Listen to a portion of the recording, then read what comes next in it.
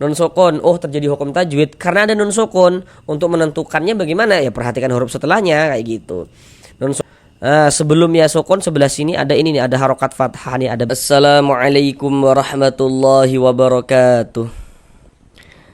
Jika masih belum lancar di dalam membaca Al-Quran, kemudian masih belum memahami ilmu tajwid ataupun merasa kesulitan di dalam memahami ilmu tajwid Al-Quran, marilah belajar mengaji Al-Quran di channel ini.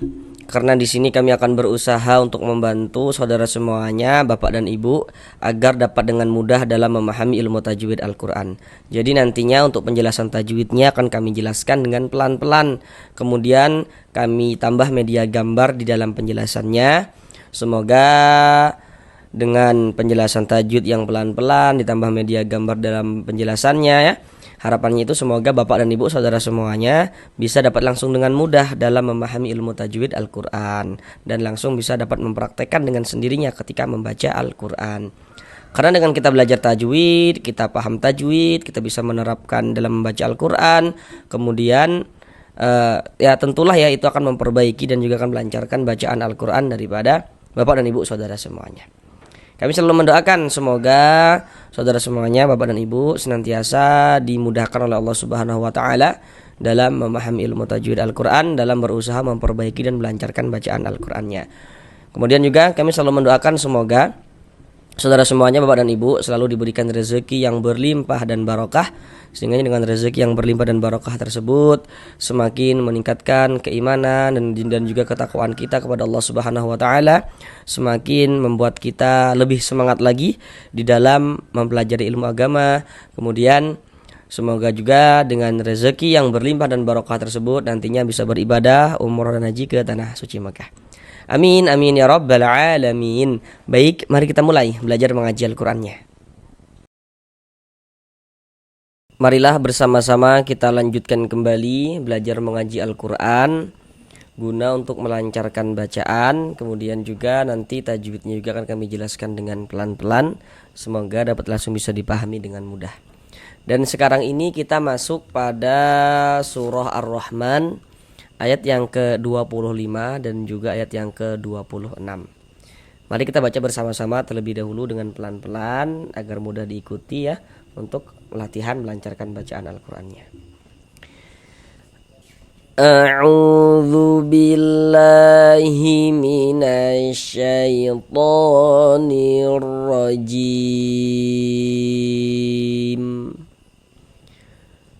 Bismillahirrahmanirrahim.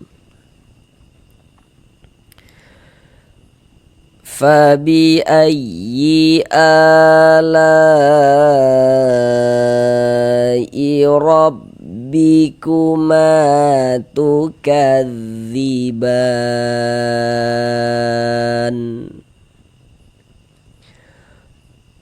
Kullu man 'alaiha fan.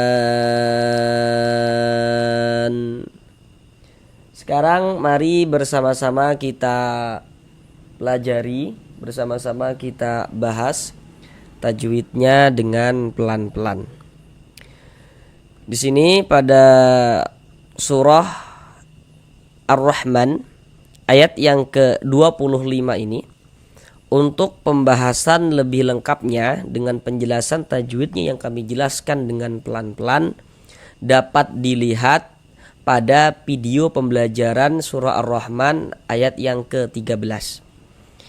Jadi masuk di bagian playlist video ya, masuk di akun channel ini, di bagian playlist video, di situ ada playlist surah Ar-Rahman. Nah, kemudian cari pada surah Ar-Rahman ayat yang ke-13. Karena pada surah Ar-Rahman ayat yang ke-13 itu ayatnya itu sama dengan surah Ar-Rahman ayat yang ke-25 ini. Nah, jadi karena ini sudah kita bahas ya, jadi ini kami jelaskan dengan pelan-pelan saja secara sekilas gitu. Untuk lebih lengkapnya silakan lihat surah Ar-Rahman ayat yang ke-13. Pertama di sini fa bi ayyi a, di sini ada huruf ya bertasydid. tanda tasydid itu seperti ini, seperti yang ketiga terbalik atau seperti huruf W. Huruf ya bertasydid yang dia itu bukan idgham bi gunnah. Aduh belum tahu nih hukumnya idgham bi gunnah gitu kan. Nah, jadi sebelah sininya nih nggak ada nun sukun, sebelah sini nggak ada tanwin, sebelah sini berarti huruf ya bertasydid ini hukumnya bukan idgham bi gunnah. Maka cara membaca huruf ya di nabr. Nabr itu tekanan pada huruf-huruf tertentu sehingga intonasi suaranya itu sedikit lebih tinggi daripada huruf-huruf di sampingnya. Kita tekan fa bi ayyi a seperti itu. Kemudian a dibaca panjang, ini namanya mad badal, dibaca dengan panjang 2 harokat. Tanda panjangnya apa? Karena di atas huruf hamzah ini ada tanda seperti ini, tanda harokat fathah, tapi dia bentuknya berdiri seperti ini, berbentuk alif kecil seperti ini. Nah ini menandakan huruf itu kalau di atasnya ada tanda seperti ini dibaca panjang, sehingganya a dibaca panjang. Tapi ini yang kita baca panjang adalah huruf hamzah, maka dia terjadilah mad badal. Pembahasan mad badal secara khusus telah kami buatkan juga videonya seperti itu. Silakan lihat di bagian playlist video tentang pembahasan mad badal. Mad badal panjangnya 2 harokat. Nah, jadi mad badal itu terjadi hanya pada huruf hamzah saja. Jadi ada huruf mad sebelumnya hamzah atau hamzah yang mendahului daripadanya huruf mad seperti itu. Fa bi ayyi ala, la dibaca panjang, ini namanya adalah mad wajib muttasil, namun pada awalnya namanya mad tabi'i. Nah, mad tabi'inya itu yang mana? Tanda panjangnya itu yang mana? Kayak gitu. Jadi kalau kita baca Al-Qur'an, bertemulah kita dengan alif. Nah, ini alif nih yang disambung dengan huruf lam. Jadi baca Al-Qur'an bertemu alif, sebelum alif sebelah sininya ada ini nih, ada harokat fathah, ada tanda baca fathah, ada alif, sebelum alif ada harokat fathah, maka huruf yang memiliki harokat fathah, huruf yang memiliki baris fathahnya ini dibaca panjang. Sehingga la dibaca panjang. La dibaca panjang pada awalnya mad tabi'i. Mad tabi'inya bertemu dengan ini, dengan huruf hamzah ini, tapi dalam satu kata atau dalam satu kalimat, maka dia berubah menjadi mad wajib muttasil. Panjangnya mad wajib muttasil itu dibaca dengan panjang 4 sampai dengan 5 harokat seperti itu. Alai rabbikuma, huruf ro memiliki harokat fathah ya, baris fathah, tanda baca fathah nih, maka huruf ro dibaca tebal, dibaca tafkhim, sehingga pangkal lidah kita naik terangkat ke atas ketika kita mengucapkannya. Rabbikuma, ma dibaca panjang. Kenapa kok ma dibaca panjang kayak gitu? Apa tanda panjangnya ma seperti itu? Sebenarnya penjelasannya itu sama. Kenapa kok la tadi dibaca panjang? Sama. Kenapa kok ma dibaca panjang? Jadi kalau kita baca Al-Qur'an bertemu alif, nah ini alif nih. Nah, di sini alifnya disambung dengan huruf mim. Kalau di sini tadi huruf alifnya disambung dengan huruf lam nih. Jadi baca Al-Qur'an bertemu alif, sebelum alif sebelah sininya ada ini nih. Ada harokat fathah nih, ada baris fathah. Jadi kalau ada alif, sebelum alif ada baris fathah, maka huruf yang memiliki baris fathah dibaca panjang. Sehingga ma dibaca panjang, mad tabi'i panjang 2 harokat.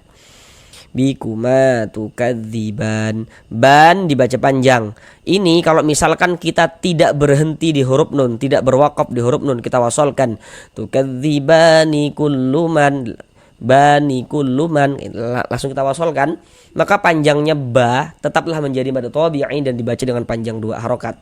Tapi tadi kita bacanya itu berwakaf, berhenti di huruf nun, sehingganya ba mad tabi'i ditambah huruf nun yang disukunkan, ditambah huruf nun yang dimatikan sebab berwakaf, maka dibaca ban. Nah, jadi dari mad tabi'i dia berubah menjadi mad arid li sukun. Panjangnya mad arid li sukun itu boleh dibaca dengan panjang 2 harokat atau 4 harokat atau 6 harokat. Nah, jadi yang terpenting itu konsisten dalam setiap kita membaca Al-Qur'an.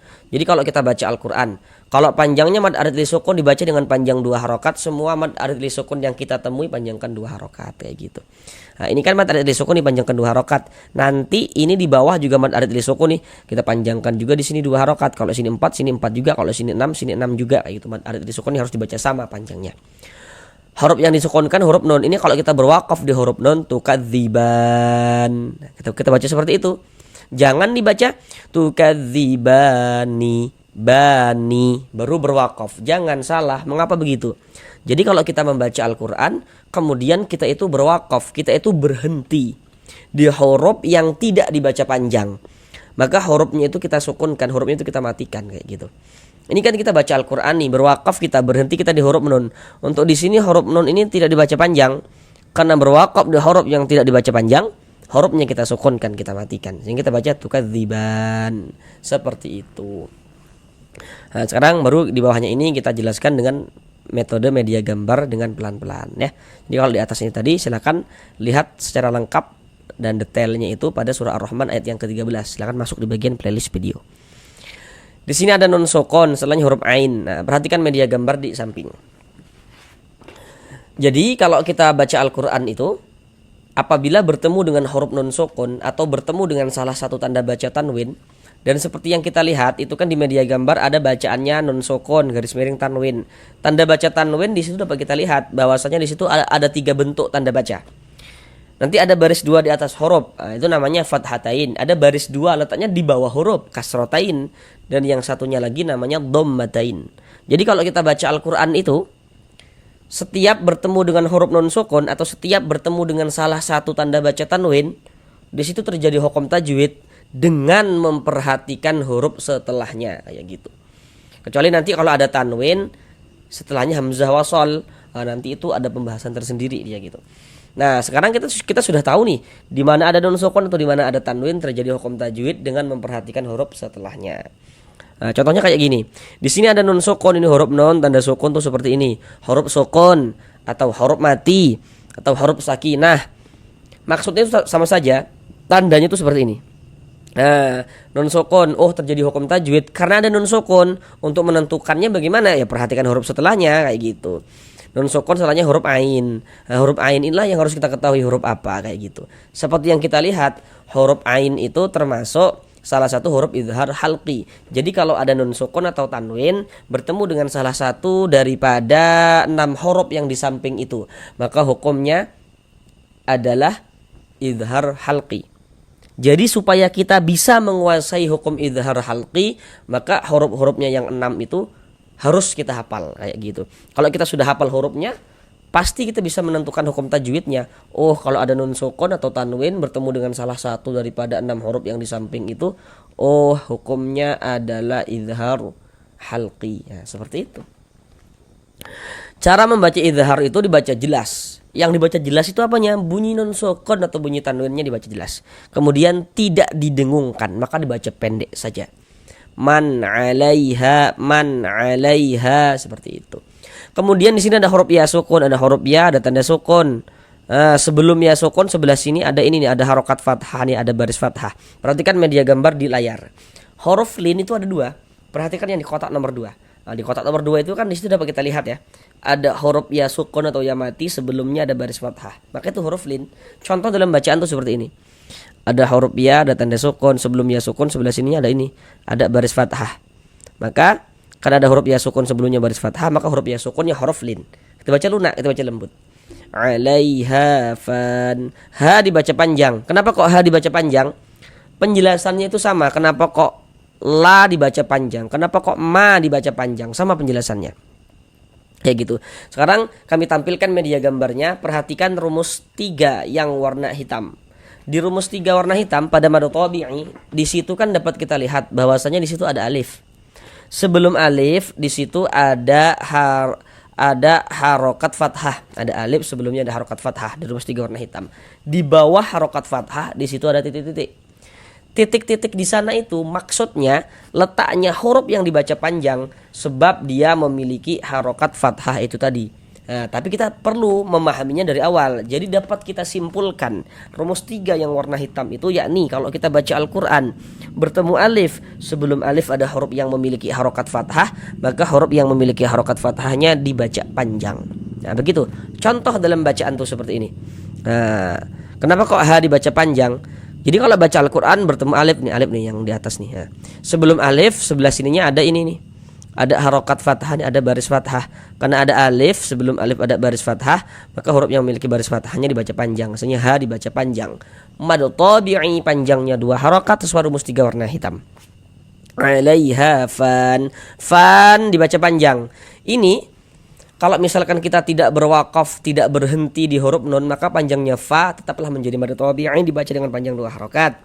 Tapi karena kita berwakaf dan berhenti di huruf nun, maka fa dari mad tabi'i dia berubah menjadi mad arid li sukun. Mad tabi'inya yang mana? Tanda panjangnya tuh yang mana?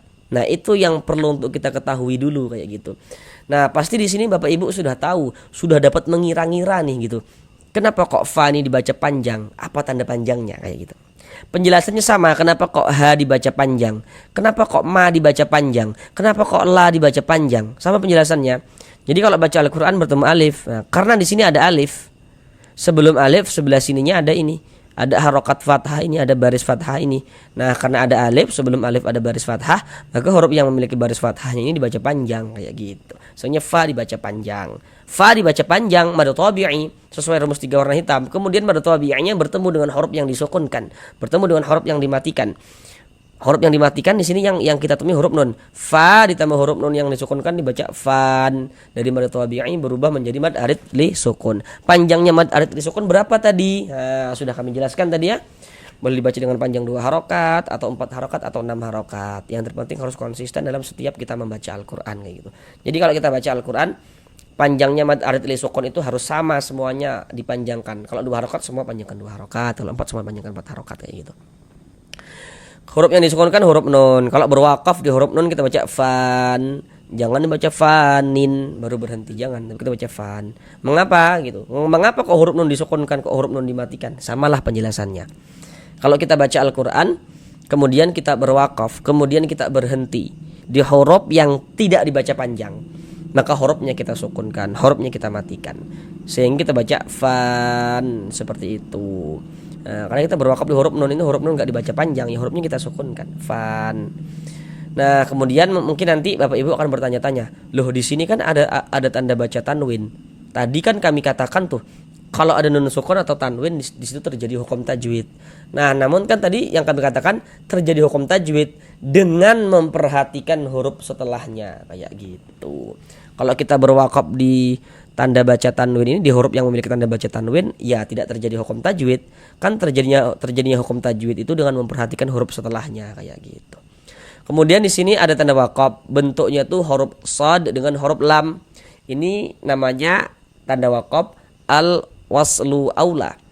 Jadi maksudnya itu diwasolkan lebih utama. Jadi kalau menemukan tanda wakaf seperti ini, yang lebih utamanya itu kita wasolkan ya. Nah, kita sambung bacanya, kita teruskan gitu, jangan berhenti. Jangan berwakaf, itu lebih utama kayak gitu. Tapi kalau misalkan kita mau berwakaf, mau berhenti untuk mengambil napas gitu, apakah boleh? Boleh-boleh saja gitu. Cuman di sini maknanya diwasolkan lebih utama. Sekarang mari kita ulang bersama-sama sekali lagi dari awal. Fabi ayyi ala'i rabbikuma tukadziban. Kullu man 'alaiha fan. Sampai di sini belajar mengaji Al-Qur'annya. Sampai bertemu di pembelajaran yang berikutnya. Assalamualaikum warahmatullahi wabarakatuh.